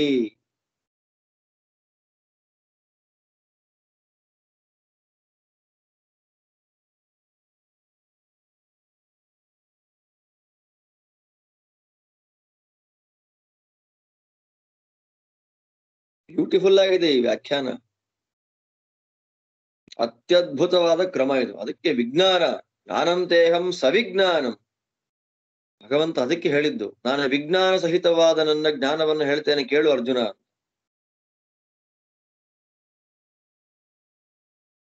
ಎಲ್ಲ ಪದ, ಎಲ್ಲ ಗುಣಗಳು ಭಗವಂತನ ಅಧೀನ, ಭಗವದ್ಭೋಗ್ಯ. ಗುಣಿಗಳು ಭಗವಂತನ ಅಧೀನ, ಭಗವದ್ಭೋಗ್ಯ. ಆಯ್ತು. ಉದಾಹರಣೆಗೆ ನೀರು, ರಸ. ರಸವು ಭಗವಂತನ ಅಧೀನ, ಭಗವದ್ಭೋಗ್ಯ. ರಸವನ್ನ ಗುಣವನ್ನಾಗಿ ಉಳ್ಳ ನೀರು ಭಗವಂತನ ಅಧೀನ. ಈ ಪ್ರಕಾರವಾಗಿ ಎಲ್ಲ ಪದಾರ್ಥಗಳು ಅಂತ ಇಟ್ಕೋಬೇಕು ನಾವು. ಯಾಕೆ ಕೃತ್ನಸ್ಯ ಅಂತ ಭಗವಂತ ಹೇಳಿರೋದ್ರಿಂದ, ಎಲ್ಲದರ ಅಂತ ಹೇಳಿರೋದ್ರಿಂದ ಎಲ್ಲವೂ. ಆದರೆ ತಥಾಪಿ ರಸಾದಿ ಸ್ವಭಾವಾನಾಂ ಸಾರಾಣಾಂಚ ಸ್ವಭಾವತ್ವೇ ಸಾರತ್ವೇ ಚ ವಿಶೇಷತೋಪಿ ಸಯೇವ ನಿಯಾಮಕಃ.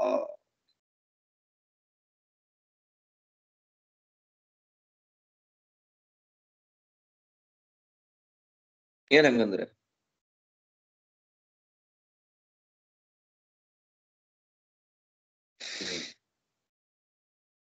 ತಥಾಪಿ ಒಂದು ವಿಶೇಷವನ್ನು ಹೇಳ್ತಾ ಹೇಳಿ, ತದ್ ವಿಶೇಷವನ್ನು ಹೇಳ. ರಸೋಹಂ ಅಪ್ಸು ಅಂತ ಹೇಳ್ಬೇಕಾದ್ರೆ, ನೀರು ಅಂತ ಬರ್ಬೇಕಾದ್ರೆ ರಸ ಅಂತ ಇಟ್ಕೊಂಡೇ ಬರೋದಲ್ಲಿ.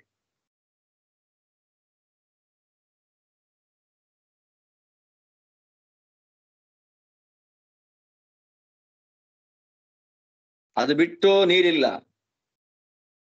ಶಬ್ದಕ್ಕೆ ಆಕಾಶ ಅನ್ನುವಾಗ ಶಬ್ದ ಇಟ್ಕೊಂಡೇ ಬರುತ್ತೆ. ಆ ಶಬ್ದ ಬೇರೆ ಬರುತ್ತೆ, ಆಕಾಶ ಬೇರೆ ಬರುತ್ತೆ ಅನ್ನೋದಿಲ್ಲ, ಒಟ್ಟಿಗೆ ಬರೋದು. ಹಾಗಿದ್ರು ಕೂಡ ನಾನು ಆಕಾಶದಲ್ಲಿ ಶಬ್ದ, ನೀರಿನಲ್ಲಿ ರಸ ಯಾಕೆ ಹೇಳಿದ ದೇವ್ರು? ವಿಶೇಷ ಇದೆ ಅಲ್ಲಿ. ತಾವದ್ ವಿಶೇಷ ಶಬ್ದೋಪಾದಾನೆ ಪ್ರಯೋಜನಂ ಆಹಾ. ಕಾರಣತ್ವೇ ತಾವದ್ ವಿಶೇಷ ಶಬ್ದೋಪಾದಾನೆ ಪ್ರಯೋಜನಂ ಆಹಾ.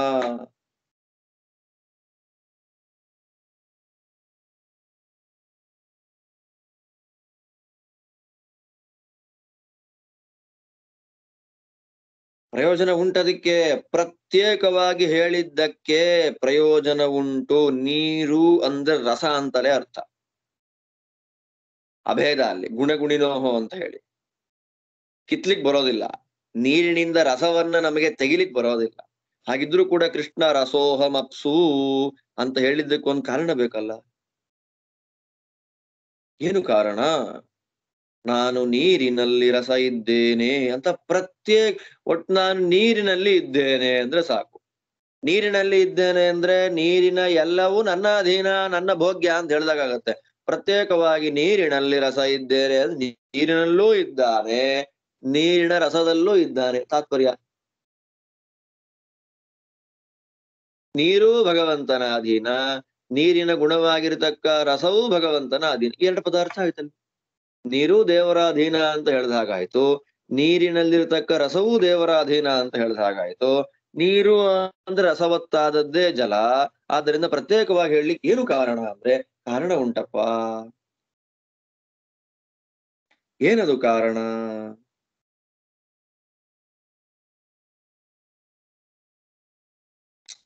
ತುಂಬಾ ಚೆನ್ನಾಗಿದೆ. ಏನು ಕಾರಣ ಅಂತಂದ್ರೆ,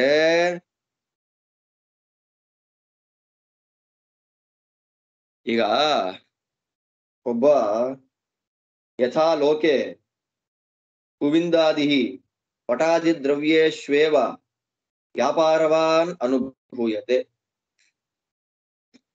ಯಥಾ ಲೋಕೆ ಕುವಿಂದಾದಿ, ಕುವಿಂದ ಅಂತಂದ್ರೆ ಬಟ್ಟೆ ನೇಯೋನು. ಈಕಾರ ನಮ್ಗೆ ಚೆನ್ನಾಗಿ ಅರ್ಥ ಮಾಡಿಸ್ತಾರೆ ನೋಡ್ರಿ ನಮ್ಗೆ. ಲೋಕೆ ಯಥಾ ಕುವಿಂದಾದಿ, ಲೋಕದಲ್ಲಿ ಬಟ್ಟೆ ಮಾಡೋರು, ಮಡಿಕೆ ಮಾಡೋರು ಅವರೆಲ್ಲ ಇದ್ದಾರಲ್ವಾ, ಅವರೆಲ್ಲ ಪಟಾದಿ ದ್ರವ್ಯೇಶು, ಪಟವೇ ಅಂದ್ರೆ ಬಟ್ಟೆ ಮೊದಲಾಗಿರ್ತಕ್ಕಂಥ ಪದಾರ್ಥಗಳನ್ನ, ವಸ್ತುಗಳನ್ನ ನಿರ್ಮಾಣ ಮಾಡ್ತಾರೆ.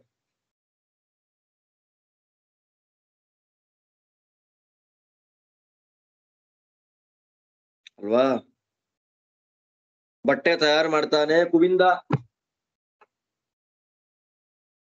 ನೇಕಾರ ಬಟ್ಟೆ ಮಾಡೋನು. ಘಟ, ಮಣ್ಣಿಂದ ಘಟ ಮಾಡ್ತಾನೆ ಕುಂಬಾರ, ಅಲ್ವಾ? ಅವರೆಲ್ಲ ಮಾಡ್ತಾರೆ. ಕುವಿಂದಾದಿಗಳು ಈ ಪಟಾದಿ ದ್ರವ್ಯಗಳನ್ನ ಮಾಡ್ತಾರೆ. ಆ ದ್ರವ್ಯಗಳನ್ನ ಮಾಡ್ಬೇಕಾದ್ರೆ ಆಯಾ ದ್ರವ್ಯಗಳನ್ನ, ಆ ಬಟ್ಟೆ, ಮಡಿಕೆ ಮೊದಲಾದ ಪದಾರ್ಥಗಳನ್ನ ನಿರ್ಮಾಣ ಮಾಡುವ ಕಾಲಕ್ಕೆ ಅವರು ಬಟ್ಟೆಯ ಕರ್ತೃತ್ವ ಇವರಿಗುಂಟು. ಯಾರಿಗೆ? ಕುಂಬಾರಾದಿ, ನೇಕಾರಾದಿಗಳಿಗೆ. ನೇಕಾರನಿಗೆ ಪಟಕರ್ತೃತ್ವ ಅನ್ನೋದು ಬಂತು. ಆದರೆ ಪಟದ ಧರ್ಮಗಳು ಅಂತ ಏನಿದೆ, ರೂಪ, ಅದರ ಕರ್ತೃತ್ವಾದಿಗಳಿಲ್ಲ. ಗಂಧ, ವಾಸನೆ ಬರ್ತಾ ಇದೆ, ಗಂಧಕರ್ತೃ ಅಲ್ಲ ಇವನು. ಪಟ ನಿರ್ಮಾಣ ಮಾಡಿದ ತಕ್ಷಣವೇ ಅದರ ಧರ್ಮಗಳೆಲ್ಲ ಅದರ ಜೊತೆಯಲ್ಲೇ ಹುಟ್ಟು ಬಿಡ್ತು.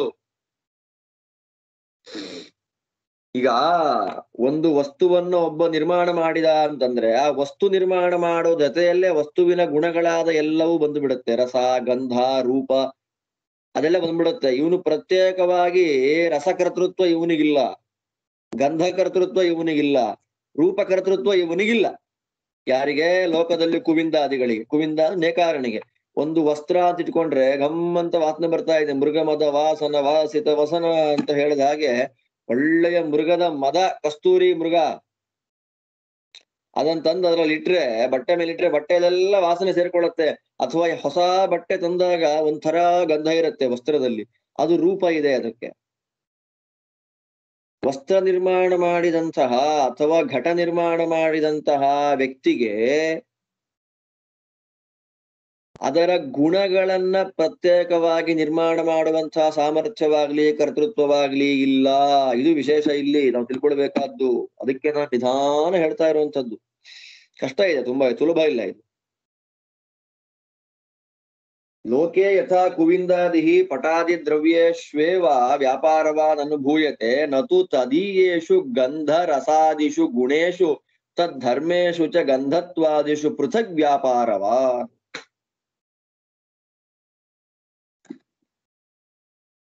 ಅದರ ರಸ, ಅದರ ಗಂಧ, ಅದರ ರೂಪ, ಅದಕ್ಕೆ ಪ್ರತ್ಯೇಕವಾದ ಕರ್ತೃತ್ವ ಅನ್ನೋದು ಈ ಕುಂಬಾರಾದಿಗಳಿಗೆ, ಕುವಿಂದಾದಿಗಳಿಗೆ, ನೇಕಾರಾದಿಗಳಿಗೆ ಇಲ್ಲ.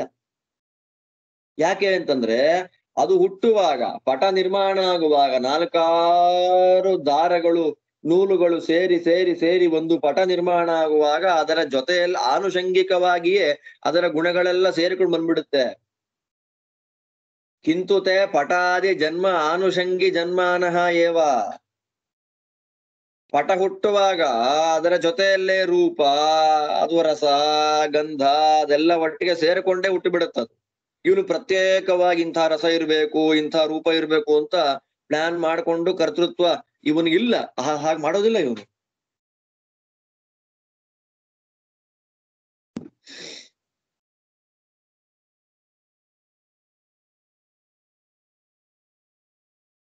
ಇವನು ಹಾಗೆ ಮಾಡುವಂಥವನಲ್ಲ. ಯಾರು? ಭಗವಂತ. ಆದ್ರೆ ಕುಂಬಾರಾದಿಗಳು ಏನ್ ಮಾಡ್ತಾರೆ? ಮಡಿಕೆ ಮಾಡುವಾಗ ಮಡಿಕೆಗೆ ಈ ವ್ಯಾಪಾರ ಇರಬೇಕು, ಮಡಿಕೆ ಇಲ್ಲ, ಅದು ಒಡೆಯತ್ತೋ ಒಡೆದೋಗತ್ತೋ ಹಸಿಯಾಗಿರುತ್ತೋ ಎಷ್ಟು ದಿನ ಬಾಳಿಕೆ ಬರುತ್ತೆ ಗೊತ್ತಿಲ್ಲ, ಮಾಡುವುದು ಕೆಲಸ ಅಷ್ಟೇ ಅವನಿಗೆ. ಅದರ ಗುಣಧರ್ಮಗಳ ಜೊತೆಯಲ್ಲಿ ಹೀಗಿರ್ಬೇಕು ಅನ್ನುವ ಕರ್ತೃತ್ವ ಇವನಿಗಿಲ್ಲ. ಆದ್ರೆ ಭಗವಂತನಿಗೆ ಹಾಗಲ್ಲ. ಕುಂಬಾರನಾದವನು ಕೇವಲ ಮಡಿಕೆ ಮಾಡ್ತಾನಷ್ಟೇ. ಅದರ ಧರ್ಮಗಳನ್ನ ಪ್ರತ್ಯೇಕವಾಗಿ ಸೃಷ್ಟಿ ಮಾಡುವ ಸಾಮರ್ಥ್ಯ ಅವನಿಗಿಲ್ಲ. ಈ ಕುವಿಂದ ಎಷ್ಟು ಸುಲಭವಾಗಿ ಅರ್ಥ ಮಾಡಿಸ್ತಾರೆ ಟೀಕಾರಾಯರು ನೋಡ್ರಿ. ಕುವಿಂದ ನೇಕಾರನಾದವನು ಬಟ್ಟೆ ನೇಯುವವನು ಬಟ್ಟೆ ನೇಯುವುದು ಮಾತ್ರ ಅವನ ಕೆಲಸ. ಅದರ ಗುಣಧರ್ಮಗಳನ್ನ ಪ್ರತ್ಯೇಕವಾಗಿ ಸೃಷ್ಟಿ ಮಾಡುವಂತಹ ಸಾಮರ್ಥ್ಯ ಇವನಿಗಿಲ್ಲ. ಯಾರಿಗೆ? ನೇಕಾರನಿಗೆ. ನ ತಥಾ ಭಗವಾನ್, ಭಗವಂತ ಹೀಗಿಲ್ಲ.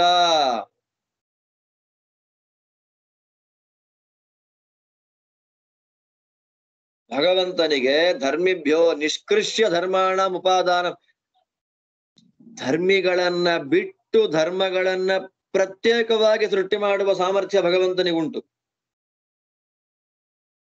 ಪ್ರತ್ಯೇಕವಾಗಿ ಸೃಷ್ಟಿ ಮಾಡಿ, ಪ್ರತ್ಯೇಕವಾಗಿ ನೀರನ್ನ ಪ್ರತ್ಯೇಕವಾಗಿ ಸೃಷ್ಟಿ ಮಾಡಿ, ರಸವನ್ನು ಪ್ರತ್ಯೇಕವಾಗಿ ಸೃಷ್ಟಿ ಮಾಡಿ, ರಸವನ್ನು ಪ್ರತ್ಯೇಕವಾಗಿ ನಿಯಮನ ಮಾಡುವ, ನೀರನ್ನು ಪ್ರತ್ಯೇಕವಾಗಿ ನಿಯಮನವನ್ನ ಮಾಡುವ ಅಸಾಧಾರಣವಾದ ಸಾಮರ್ಥ್ಯ ಭಗವಂತನಿಗುಂಟು. ಆದ್ದರಿಂದಲೇ ಭಗವಂತನನ್ನ ಕರ್ತೃ ಅಂತ ಕರೆಯೋದು, ಸ್ವತಂತ್ರ ಕರ್ತೃ ಅಂತ ಕರೆಯೋದು. ಅಹಂ ಕೃತ್ಸ್ನಸ್ಯ ಜಗತಃ ಅನ್ನೋದಕ್ಕದು ಕೇವಲ ನೀರು ಮಾತ್ರ ಅಲ್ಲ, ನೀರಿನ ಗುಣವಾಗಿರತಕ್ಕಂಥ ರಸವನ್ನು ಸೃಷ್ಟಿ ಮಾಡುವ ಸಾಮರ್ಥ್ಯ ಇದೆ. ನಾನು ಕುಂಬಾರನಂತೆ ಬಟ್ಟೆ ಸೃಷ್ಟಿ ಮಾಡಿದಂತೆ ನಾನು ಜಗತ್ತನ್ನ ಸಕಲ ಪದಾರ್ಥಗಳನ್ನು ಸೃಷ್ಟಿ ಮಾಡೋದಲ್ಲ. ಕುಂಬಾರ ಮಡಿಕೆಯನ್ನ ಸೃಷ್ಟಿ ಮಾಡಿದಂತೆ ಕೇವಲ ಏನೋ ಮಡಿಕೆ ಸೃಷ್ಟಿ ಮಾಡೋದಲ್ಲ. ವಸ್ತುವನ್ನು ಪ್ರತ್ಯೇಕ ಸೃಷ್ಟಿ ಮಾಡ್ತಾನೆ, ವಸ್ತುವಿನ ಧರ್ಮ ಗುಣಗಳನ್ನು ಪ್ರತ್ಯೇಕ ಸೃಷ್ಟಿ ಮಾಡ್ತಾನೆ. ಪ್ರತ್ಯೇಕವಾಗಿ ಏಕಕಾಲದಲ್ಲಿ ಆ ಎರಡನ್ನೂ ನಿಯಮನ ಮಾಡುವ ಸಾಮರ್ಥ್ಯವನ್ನ ಪಡೆದಿದ್ದಾನೆ. ಕರ್ತುಂ ಅಕರ್ತುಂ ಅನ್ಯಥಾ ಕರ್ತುಂ ಶಕ್ತನಾದವನು ಭಗವಂತ. ಕೇವಲ ಧರ್ಮಿಗಳನ್ನ ಅಂದ್ರೆ ನೀರನ್ನ ಸೃಷ್ಟಿ ಮಾಡ್ತಾನೆ. ನೀರನ್ನ ಸೃಷ್ಟಿ ಮಾಡಿ 10,000 ವರ್ಷ ಆದ್ಮೇಲೆ ರಸವನ್ನು ಸೃಷ್ಟಿ ಮಾಡುವ ಸಾಮರ್ಥ್ಯ ಅವನಿಗಿದೆ.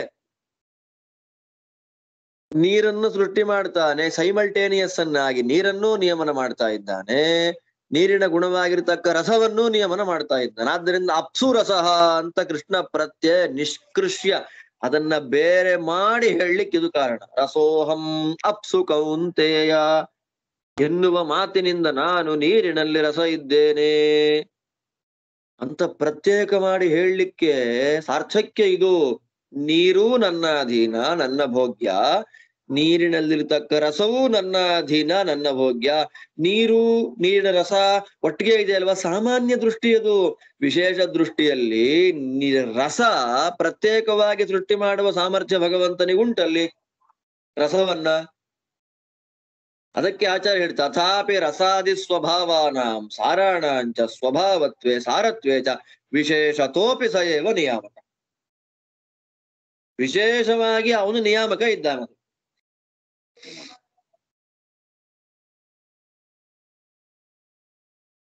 ಆಯಾ ಧರ್ಮಗಳನ್ನ ಪ್ರತ್ಯೇಕವಾಗಿ ಸೃಷ್ಟಿ ಮಾಡಿ ಪ್ರತ್ಯೇಕವಾಗಿ ನಿಯಮಿಸುವಂತಹ ಸಾಮರ್ಥ್ಯ ಸ್ವಾಮಿ ಉಂಟು. ನತು ಅಬಾದಿ ನಿಯಮಾನುಬದ್ಧೋ ರಸಾದಿಹಿ ತತ್ಸಾರತ್ವಾದಿಶ್ಚೇತಿ ದರ್ಶಯತಿ ಅಪ್ಸುರಸಃ ಇತ್ಯಾದಿ ವಿಶೇಷ ಶಬ್ದೈಹಿ.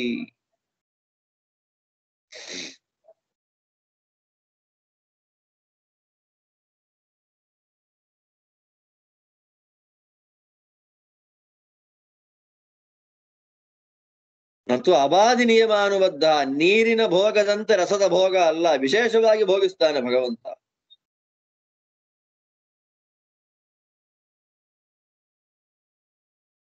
ಇದು ಹೇಳಿದ್ನಲ್ಲ, ಅತ್ಯಧಿಕವಾದ ಉಪಾಸನ ಮಾರ್ಗ ಇದು, ಅತ್ಯಧಿಕವಾಗಿರ್ತಕ್ಕಂತಹ ಚಿಂತನ ಇದು.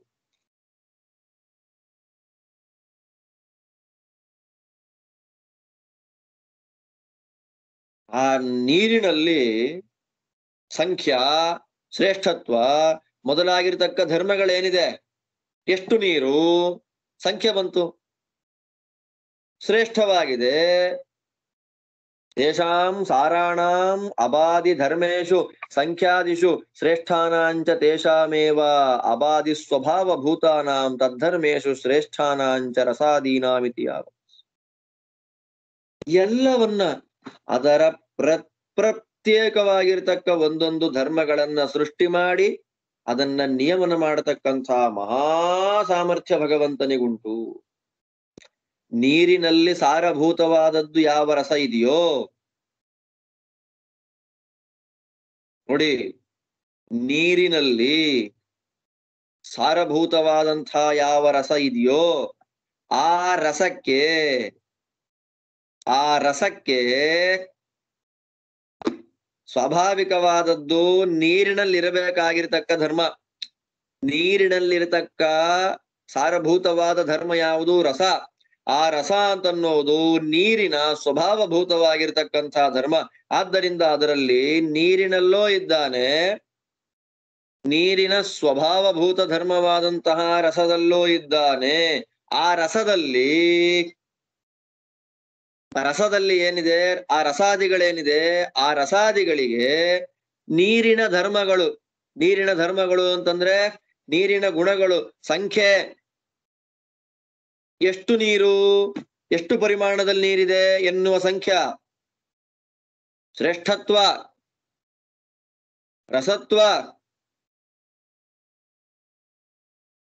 ಒಂದು ನೀರು ಅಂತ ಇಟ್ಟುಕೊಂಡ್ರೆ ಅದರ ಪ್ರತ್ಯೇಕವಾದ ಎಲ್ಲ ಗುಣಗಳಿಗೂ ಭಗವಂತ ಸೃಷ್ಟಿಕರ್ತ.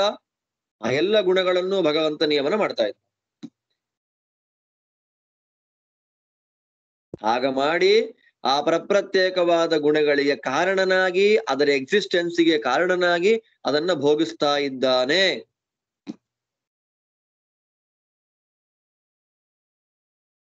ಅದಕ್ಕೋಸ್ಕರನೇ ರಸೋಹಂ ಅಪ್ಸು ಕೌಂತೆಯ ಅಂತ ಪ್ರತ್ಯೇಕವಾಗಿ ನೀರನ್ನ, ರಸವನ್ನ ಹೇಳಿದ್ದು.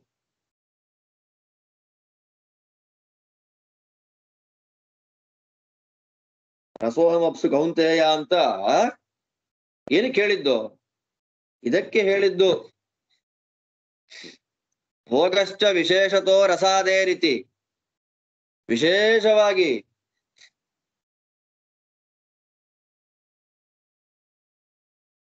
ಹಾಗೆ ಕುಂಬಾರನಾದವನು ಬಟ್ಟೆಯನ್ನ ಅಥವಾ ಮಡಿಕೆಯನ್ನ ನಿರ್ಮಾಣ ಮಾಡಬೇಕಾದ್ರೆ ಅದರ ಪ್ರತ್ಯೇಕವಾದ ಧರ್ಮಗಳನ್ನ ನಿರ್ಮಾಣ ಮಾಡೋದಿಲ್ಲವೋ, ಆ ಸಾಮರ್ಥ್ಯ ಅವನಿಗಿಲ್ಲವೋ, ಭಗವಂತನಿಗೆ ಆತರ ಸೃಷ್ಟಿ ಅಲ್ಲ.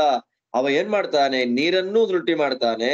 ನೀರಿನ ಧರ್ಮಾದಿಗಳಾದ ರಸಾದಿ, ಸಂಖ್ಯಾ, ಶ್ರೇಷ್ಠತ್ವಾದಿಗಳನ್ನು ಪ್ರತ್ಯೇಕವಾಗಿ ಸೃಷ್ಟಿ ಮಾಡಿ ಅದಕ್ಕೆ ನಿಯಮನ ಮಾಡ್ತಾ, ಅದಕ್ಕೆ ನಿಯಾಮಕನಾಗಿ ಅದನ್ನ ಭೋಗಿಸ್ತಾ ಇದ್ದಾನೆ ದೇವರು.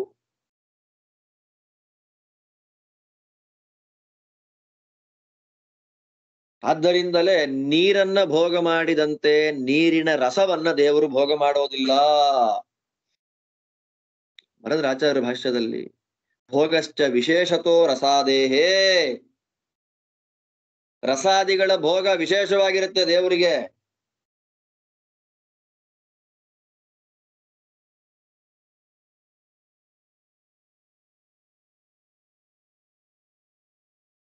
ನೀರಿನಲ್ಲಿ ಬೇಕಾದಷ್ಟು ಧರ್ಮಗಳಿದೆ. ತಣ್ಣಗಿರುವಂಥದ್ದು ಅಲ್ವಾ? ತಣ್ಣಗಿರುತ್ತೆ ನೀರು.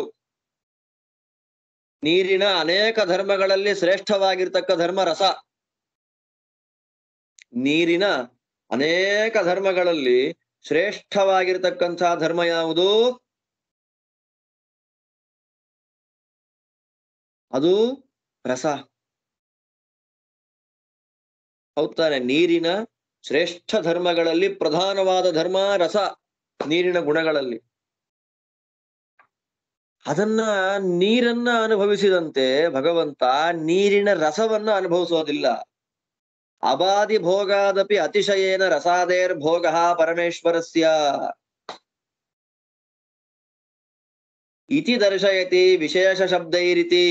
ವಿಶೇಷತೋ ವಿಶೇಷ ಶಬ್ದೈಹಿ ಇತ್ಯಾದಿಯಾಗಿ ಆಚಾರ್ಯರ ಭಾಷೆಯಲ್ಲಿ ಹೇಳ್ತಾ ಇದ್ದಾರೆ. ನೀರನ್ನ ಭಗವಂತ ಅನುಭವಿಸಿದಂತೆ ನೀರಿನ ರಸವನ್ನು, ಯಾಕೆ ಅಂದ್ರೆ ನೀರನ್ನ ಸೃಷ್ಟಿ ಮಾಡಿ ನೀರನ್ನ ನಿಯಮನ ಮಾಡುವ ಭಗವಂತ ಆ ಸಾಮರ್ಥ್ಯವನ್ನು ಹೇಗೆ ಪಡೆದಿದ್ದಾನೋ, ಪ್ರತ್ಯೇಕವಾಗಿ ರಸವನ್ನು ಸೃಷ್ಟಿ ಮಾಡುವ, ರಸವನ್ನು ನಿಯಮನ ಮಾಡುವ ಸಾಮರ್ಥ್ಯವನ್ನ ಪಡೆದಿದ್ದಾನೆ. ಕುಂಬಾರ ನೇಕಾರನಂತೆ ಅಲ್ಲ ದೇವರು.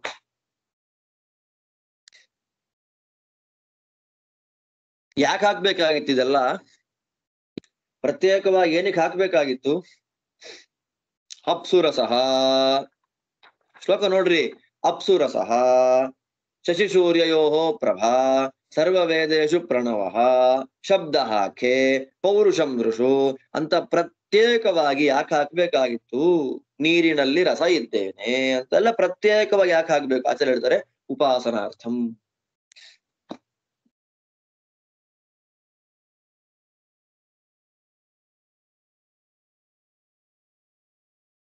ಉಪಾಸನೆಗಾಗಿ ಯೋಪ್ಸು ತಿಷ್ಠನ್.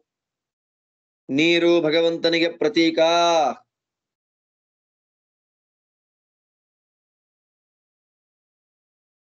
ನೀರು ಭಗವಂತನಿಗೆ ಪ್ರತೀಕ ಇದ್ದ ಹಾಗೆ ನೀರಿನಲ್ಲಿ ಇರತಕ್ಕ ರಸವು ಭಗವಂತನಿಗೆ ಪ್ರತೀಕ. ಉಪಾಸನೆಗೆ ಉಪಾಸನಾರ್ಥಂ ಆಚಾರ್ಯ ಒಂದೇ ಶಬ್ದ ಹಾಕಿದ್ರೆ ನೋಡ್ರಿ, ಉಪಾಸನೆಗಾಗಿ,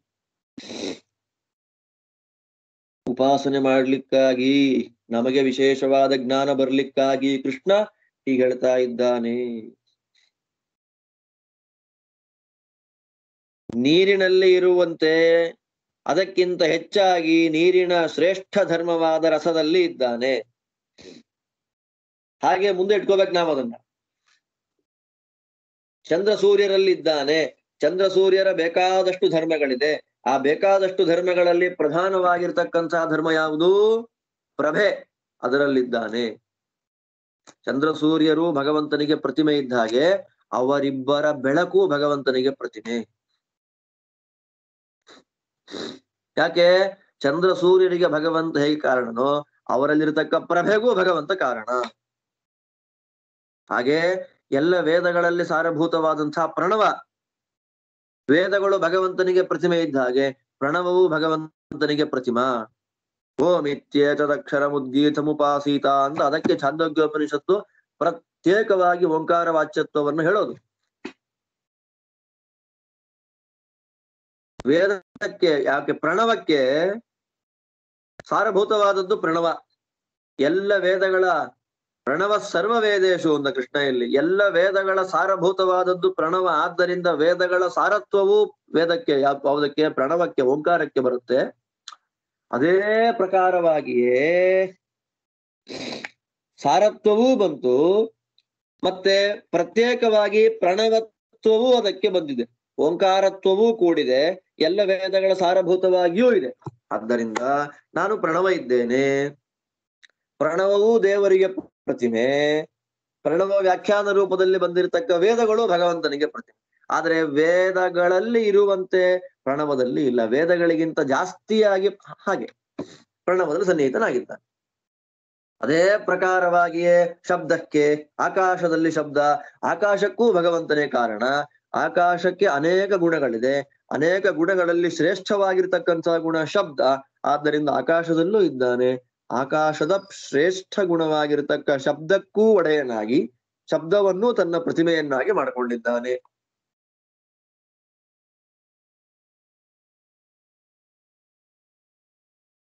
ಹೀಗೆಲ್ಲ ಬರುತ್ತೆ.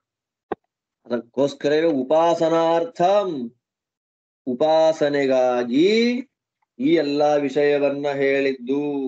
ನಾವು ಉಪಾಸನೆಯನ್ನ ಮಾಡ್ಲಿಕ್ಕಾಗಿ ಪ್ರತ್ಯೇಕವಾಗಿ ಕೃಷ್ಣ ರಸೋಹಮಪ್ಸು ಕೌಂತೆಯ ಅಂತೆಲ್ಲ ಹೇಳಿ ಮಾಡಿದ್ದು ಯಾವುದಕ್ಕೋಸ್ಕರವಾಗಿ? ಉಪಾಸನೆಗೋಸ್ಕರವಾಗಿ.